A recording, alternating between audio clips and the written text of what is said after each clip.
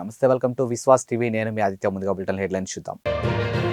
కళ్యాణమస్తు షాదీ తోఫా నిధులు విడుదల చేసిన సీఎం జగన్. జైలు నుంచి విడుదలైన తర్వాత తొలిసారిగా కోర్టుకు హాజరైన కోడికత్తి శ్రీను. నేను రజనీకాంత్ గారి చుట్టూ కూడా అన్నిసార్లు తిరగలేదు. నిర్మాత అట్లూరి పూర్ణచంద్రరావు. రాప్తాడు సీఎం సభలో విలేకరుపై వైసీపీ నాయకులు దాడికి నిరసనగా మంత్రాలయలో పాత్రికేయులు నిరసన తెలిపారు. ఇక పాత్రికేయులు, ప్రజా సంఘాల నాయకులు రాఘవేంద్ర సర్కిల్ నుంచి తహసీల్దార్ కార్యాలయం వరకు ర్యాలీ నిర్వహించి ఎంఆర్ఓకు వినతి పత్రం అందజేశారు.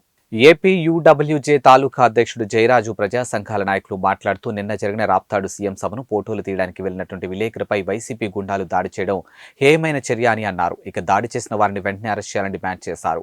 పాత్రికేయులకు రక్షణ కరువైందని, 4 సంవత్సరాల్లో పాత్రికేయులపై దాడులు ఎక్కువయ్యాయని ఆరోపించారు.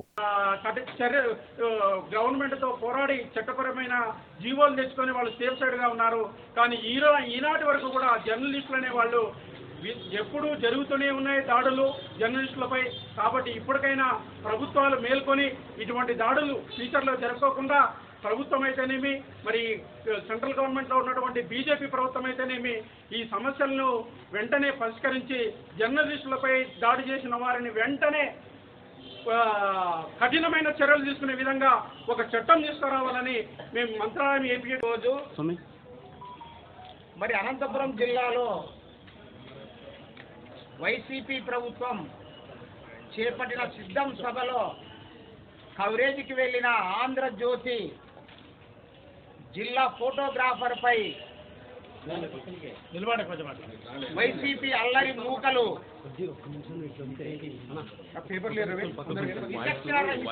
పాలై ఆసుపత్రికి కూడా చూపించుకోకుండా పోలీస్ స్టేషన్ తరలించడం జరిగింది.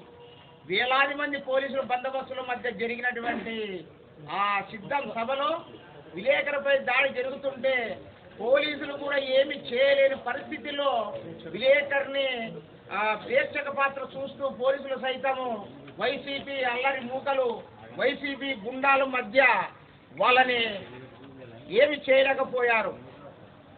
అయితే ఏమి చేయలేరు. అధికార మదం, గర్వం, పొగురు, అహంకారం నన్ను ఏమి చేయలేరనే ఉద్దేశంతోన జగన్ రెడ్డి ప్రభుత్వం ఇలాంటి విలేకరులపై దాళ్లకు ప్రోత్సహిస్తే, దాళ్లకు పాల్పడితే ఎవరు ఇక్కడ ఊరుకునేది లేదని హెచ్చరిస్తూ ఉన్నాం. అదేవిధంగా మొన్న జరిగినటువంటి ఉరువకొండ సభలో మన ఈనాడు విలేకరి జిల్లా స్టాఫ్ రిపోర్టరు మరి సంపత్ పైన కూడా దాడి జరిగింది. రోజు రోజుకు ఈ 4.5 ఏళ్లలో వైసీపీ ప్రభుత్వం. కర్నూలు జిల్లా కొస్కిలో ఘనంగా ఛత్రపతి శివాజీ జయంతి వేడుకలు నిర్వహించారు. ఇక స్థానిక సిద్ధారూఢ శాంత ఆశ్రమంలో కొస్కి పట్టణ యూత్ ఆధ్వర్యంలో ఛత్రపతి శివాజీ మహారాజ్ విగ్రహాన్ని ఏర్పాటు చేశారు. ఈ సందర్భంగా శివాజీ జీవితం యువతకు స్ఫూర్తిదాయకమని అన్నారు. ఇక ఛత్రపతి శివాజీ 17 సంవత్సరాల్లో యుద్ధ పోరాటాలపై పూర్తిగా నైపుణ్యం సాధించి అప్పటి మొఘల్ చక్రవర్తులు అరాచక పాలనను ఎదుర్కొని పలువురు వక్తలు తెలిపారు. ఇక వెన్ను చూపని ఏకైక వీరుడిగా తన పాలనలో హిందూ మత ప్రాచుర్యం కోసం పోరాడిన యోధుడు శివాజీ మహారాజ్ అని కొనియాడారు.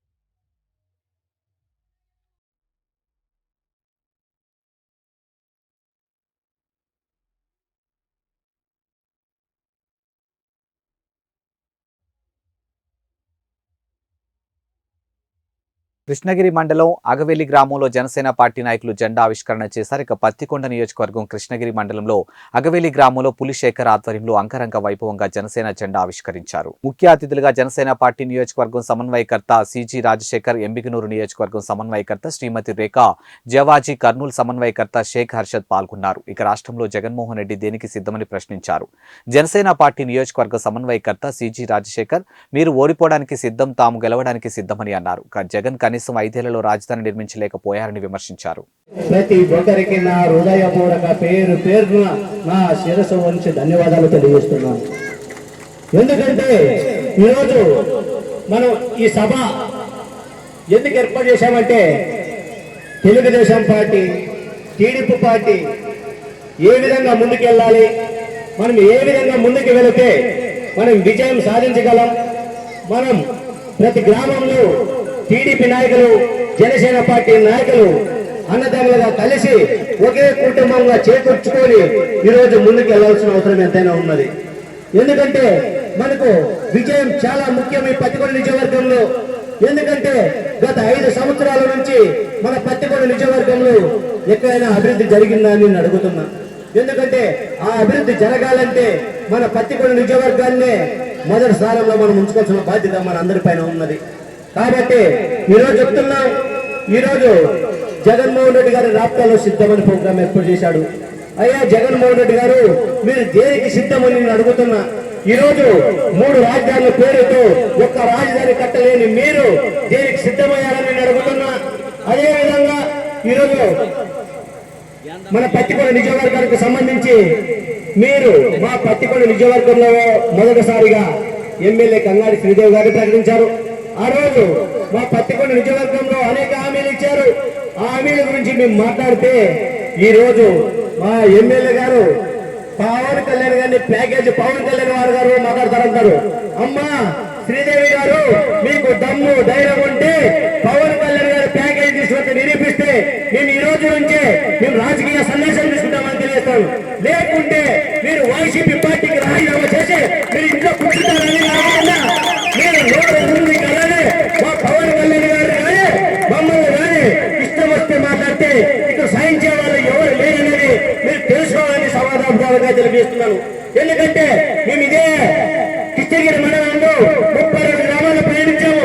ఏ ఒక్క గ్రామంలో అభివృద్ధి చెందిందని నేను అడుగుతున్నా.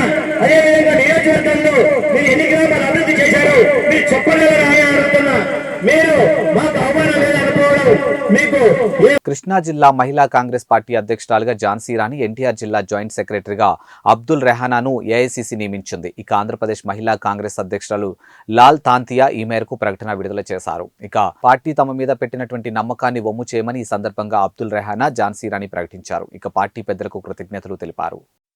మహిళా కాంగ్రెస్ ద్వారా ఆంధ్రప్రదేశ్ కాంగ్రెస్ పార్టీలో నామినేట్ అయిన ఝాన్సీ రాణి కృష్ణా జిల్లా ప్రెసిడెంట్, జిల్లా మహిళా కాంగ్రెస్ ప్రెసిడెంట్ అయ్యారు.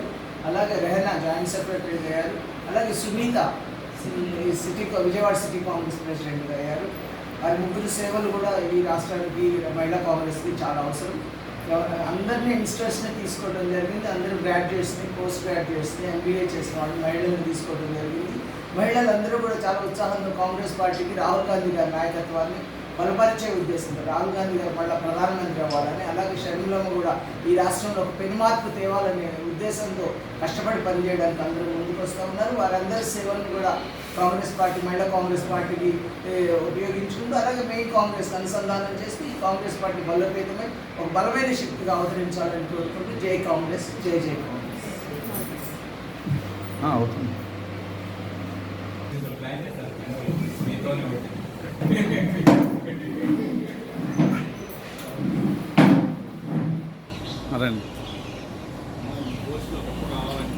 పదవుల కోసం కాదు, పరకాల అభివృద్ధి కోసమే కాంగ్రెస్ పార్టీలో చేరాలని పరకాల మాజీ ఎమ్మెల్యే మొలుగూరి భిక్షపతి అన్నారు. ఇక పరకాల పట్టణంలో స్థానిక ఎమ్మెల్యే క్యాంపు కార్యాలయంలో కాంగ్రెస్ పార్టీలో పట్టణ అధ్యక్షుడు కొయ్యాడ శ్రీనివాస్ ఆధ్వర్యంలో చిట్చాట్ నిర్వహించారు. ఇక కాంగ్రెస్ పార్టీలో చేరినటువంటి పరకాల మాజీ ఎమ్మెల్యే మొలుగూరి భిక్షపతికి కాంగ్రెస్ పార్టీ నాయకులు పుష్పగుచ్చంతో శాలువాతో సన్మానించి సాదరంగా ఆహ్వానించారు. ఇక పరకాల అభివృద్ధి కోసమే తాను కాంగ్రెస్ పార్టీలో చేరానని, తన పదవుల కోసం పార్టీలో చేరలేదని మాజీ ఎమ్మెల్యే మొలుగూరి భిక్షపతి అన్నారు. ఇక తెలంగాణ ముఖ్యమంత్రి ఉద్యమకారులకు న్యాయం చేస్తున్నాడు. అందుకోసమే నాతో పాటు ఉన్న తెలంగాణ ఉద్యమకారులందరూ కాంగ్రెస్ పార్టీలో చేరేందుకు సుముఖంగా ఉన్నారని అన్నారు.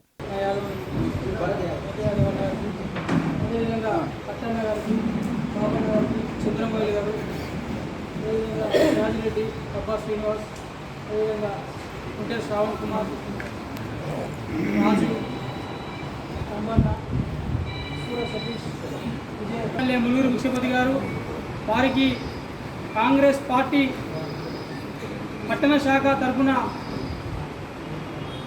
అదేవిధంగా ఇక్కడ ఉన్నటువంటి వేదికపైనటువంటి అందరి పక్షాన పేరున వారికి స్వాగతం పలుకుతూ కాంగ్రెస్ పార్టీలోకి ఆహ్వానించడం జరిగింది. ఎమ్మెల్యే అధికార పార్టీలో 15 సంవత్సరాలు ఎమ్మెల్యేగా పనిచేసాడు. కానీ తండ్రి సంపాదించిన ఇంటనే ఉంటాడు. కానీ మన ఎమ్మెల్యే 2 పర్యాలకు ఎన్ని కోట్లు సంపాదించినట్టే నేను చాలాసార్లు చెప్పిన పత్రికా విలేకరులు ఎన్నిసార్ల పరకాల కాదు ఇల్లు హైదరాబాద్, ఢిల్లీలో, అమెరికాలో ఎక్కడ పడితే అక్కడ కొనుక్కున్నాడు.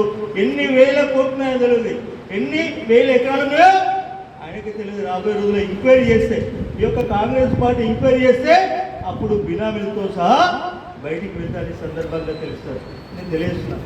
ఏదేమైనా ఒకటి, నేను కాంగ్రెస్లో పార్టీ చేరిన తర్వాత మొట్టమొదటి సమావేశంలో చెప్పేది ఏంటంటే, పాత కాంగ్రెస్ పార్టీ నాయకులు అతని కాంట్రాక్ట్లో లాభం రావడానికే పనులు చేసేది. ఎవరైనా చూస్తారు కదా, సిటిజన్ క్లబ్లో ఆయన అనుచరుని యొక్క బిల్లు రావడానికి 25 లక్షలు ఇక్కడ పంపిస్తారు కట్టించారు. అంతకుముందు గతంలో చిన్న పిల్లనప్పుడు మేము చూసేది సిటిజన్ క్లబ్లో ఎంతోమంది వృద్ధులు రిలాక్స్ కావడానికి అక్కడికి. ఛత్రపతి శివాజీని ఆదర్శంగా తీసుకుని హైందవ ధర్మరక్షణకు కృషి చేయాలని బీజేఎల్పీ నేత ఏలేటి మహేశ్వరరెడ్డి అన్నారు. ఇక నిర్మల్ జిల్లా కేంద్రంలోని శివాజీ చౌక్లో మరాఠా యోధుడు ఛత్రపతి శివాజీ మహారాజ్ జయంతిని ఘనంగా నిర్వహించారు. శివాజీ విగ్రహానికి పూలమాలలు వేసి నివాళులు అర్పించారు. బడుగు బలహీన వర్గాల శ్రేయస్కు ఛత్రపతి శివాజీ ఎన్నో పోరాటాలు చేశారని గుర్తు చేశారు.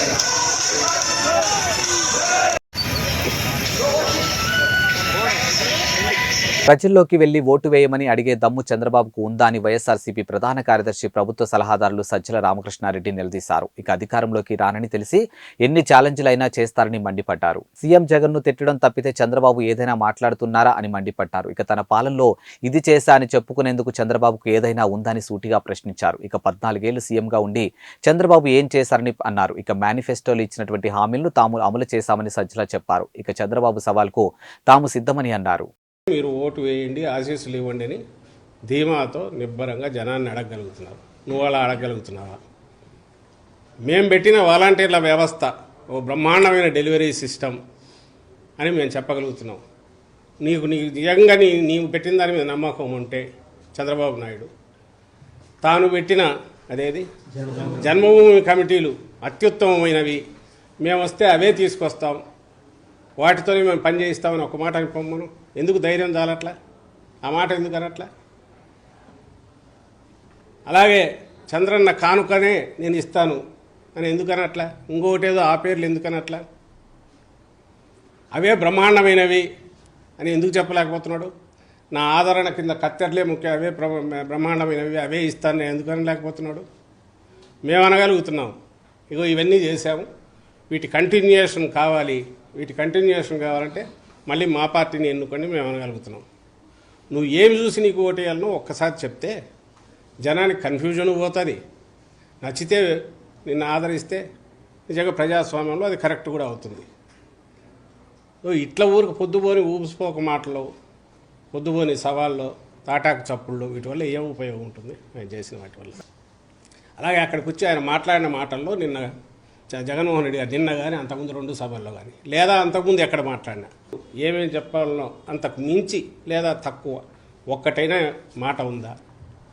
ప్రతిదీ కన్స్ట్రక్టివ్గా ఉంది, మాట్లాడుతున్నారు, చెప్తున్నారు. ప్రజల్లోకి ఆ మెసేజ్ పోతుంది. ఇందులో ఒక అబద్ధపు ఇవి ఉంటే ఆ అబద్ధం ఇదేదో చెప్పాలి. నిన్న మాట్లాడిన మాటలు దాని మీద అబద్ధం ఉంటే చెప్పాలి. ఇది మీరు చేయలే కదా, ఎందుకు మాట్లాడినారని. ఏది లేదు కదా. 1,40,00,000 కుటుంబాలకు 1,40,00,000 కుటుంబాలకు రెగ్యులర్గా అందుతున్న బెనిఫిట్స్ కానీ, అలాగే 2,55,000 కోట్లు ఏవైతే డీబీటీ ద్వారా పోయింది కానీ, ఇందులో అవాస్తవం ఏముంది? మరి ప్రభుత్వం లెక్కలే అవాస్తవం అంటే ఇంకా అంతా అవాస్తవం, అంతా బ్రహ్మ పదార్థం అనుకోవచ్చు. కానీ దీన్ని ఎవరికి డినై చేయలేదు కదా, కాదనలేని సత్యాలే కదా. అలాగే ఊరూరు సచివాలయాలు రావడం కానీ, నాడు నేడు కింద స్కూల్ బిల్డింగ్లు ఇది కావడం కానీ, ఇవన్నీ కూడా వాస్తవాలుగా ఏమవుతాయి? నువ్వు ఎక్కడ కాదనగలవు? లేదా ఫీజు రీయింబర్స్మెంట్ ఫుల్ పే చేయడం కానీ, వైద్యానికి సంబంధించి 17 మెడికల్ కాలేజీలు రావడం కానీ, ఇవన్నీ కాదని ఎవరు అనగలరు? మొత్తం వ్యవస్థనే పూర్తిగా మారిపోయి 4 ఏళ్లలోనే ఇంత డెవలప్మెంట్ కనపడేది కాదని ఎవరు అనగలరు? వాటిని ఏమనలేక ఈ మధ్య ఈనాడులో వరుసగా చూస్తుంటే రామోజీరావు రోజు ఆయన విషం కక్కుతున్నది. శ్రీ కిరణ్ ప్రైవేటు ఆసుపత్రిలో దారుణం చోటు చేసుకుంది. ఇక కాన్పు కోసం వచ్చినటువంటి ఓ నిండు గర్భిణి వైద్యుల నిర్లక్ష్యం కారణంగా మృతి చెందిన ఘటన స్థానికంగా సంచలనం సృష్టించింది. ఇక మృతురాలి కుటుంబ సభ్యుల వివరాల ప్రకారం మహారాష్ట్రలోని సిరోంచా మండలం కాన్సువెల్లి గ్రామానికి చెందినటువంటి నిండు గర్భిణి రాపెల్లి మంగళ అనే మహిళ కాన్పు కోసం శ్రీ కిరణ్ ప్రైవేట్ ఆసుపత్రిలో చేరగా వైద్యురాలు ఆపరేషన్ నిర్వహించారు. ఇక మంగళ ఆడ శిశువుకు జన్మనిచ్చింది. కొద్దిసేపటికే మంగళ ఆరోగ్యం క్షీణించడంతో ఆమెను మంచిర్యాలలోని ఓ ప్రైవేట్ ఆసుపత్రికి తరలించగా మార్గమధ్యంలోనే మంగళ మృతి చెందినట్లు వైద్యులు తెలిపారు. ఇక చెన్నూరుకు తీసుకొస్తూ ఉన్న క్రమంలో పోలీసులు మృతదేహాన్ని అడ్డుకొని కుటుంబ సభ్యులను భయభ్రాంతులకు గురిచేసి మృతదేహాన్ని వారి అనుమతి లేకుండానే మంచిర్యాల ప్రభుత్వ ఆసుపత్రికి తరలించినట్టు కుటుంబ సభ్యులు పోలీసులపై తీరుపై ఆగ్రహం వ్యక్తం చేశారు.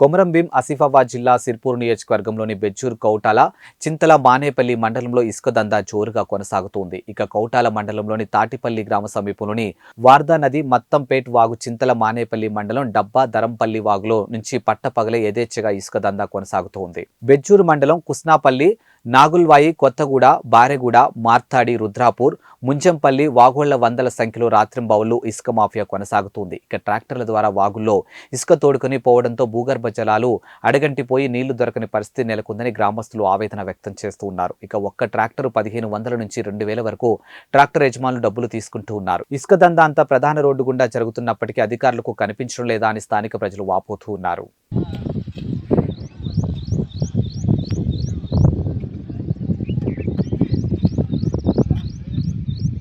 వాటి రోజు లేదా ఉన్నదిగా, ఎందుకు పట్టలేదు? కవటాల పట్టలేదా? నూగలేదు అందరి టైం వచ్చినప్పుడు అన్నీ జరుగుతాయి.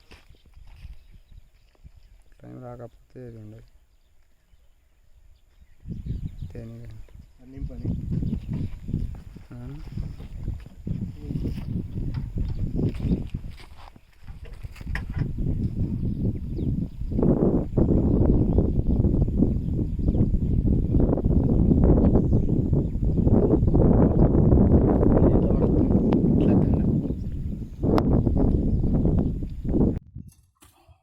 బండి ఇడికి వస్తాను కదా బైక్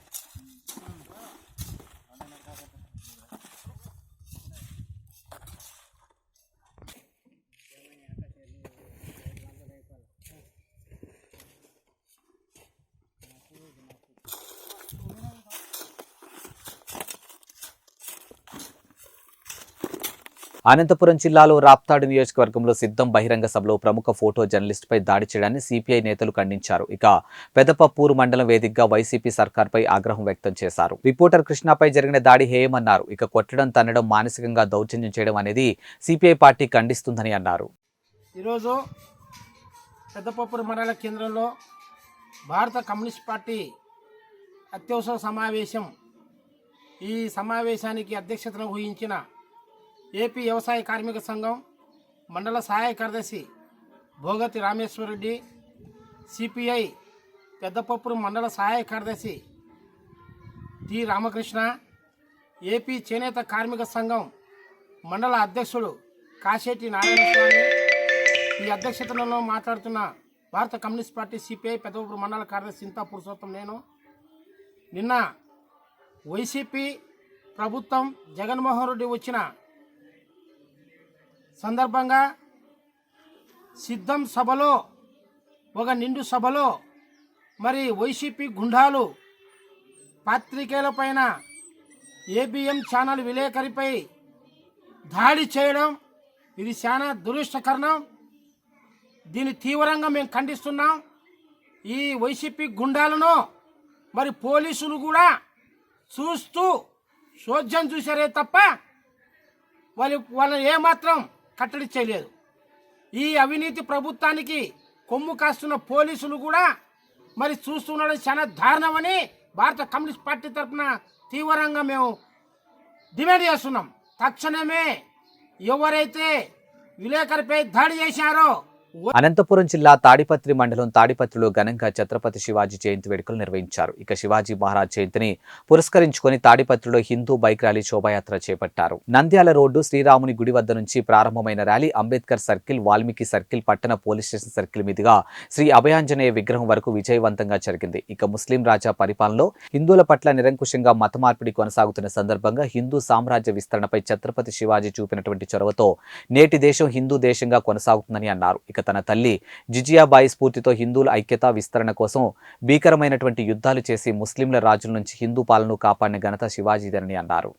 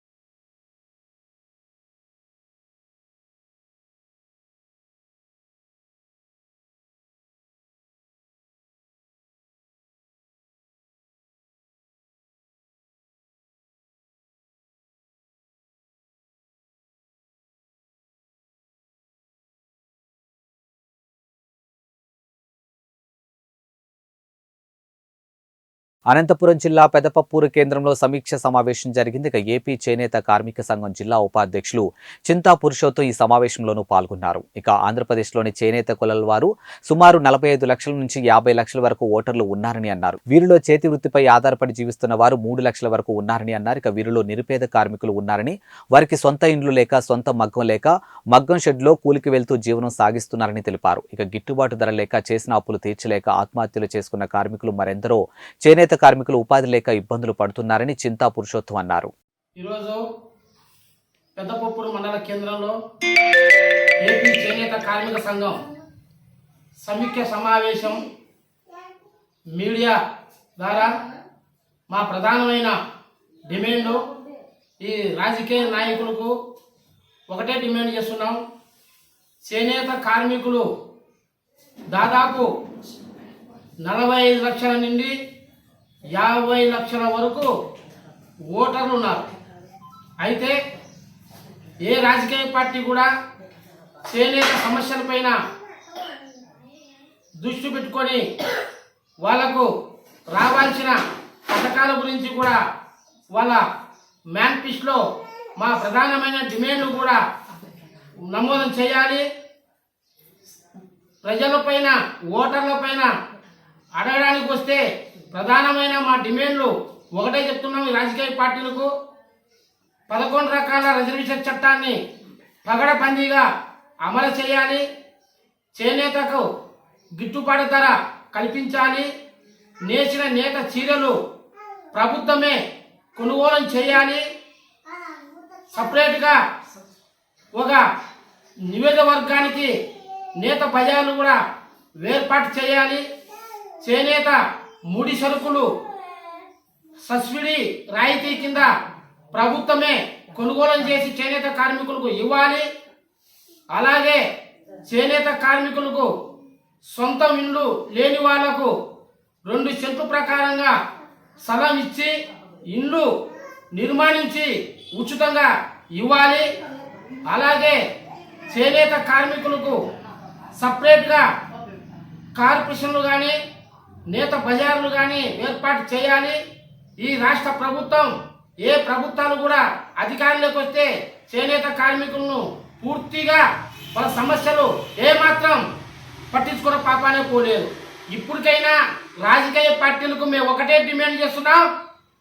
చేనేత కార్మికులకు 45 సంవత్సరాలు పూర్తి అయిన వాళ్లకు చేనేత పింఛనీలు మంజూరు చేయించేలా డిమాండ్ చేస్తున్నాం.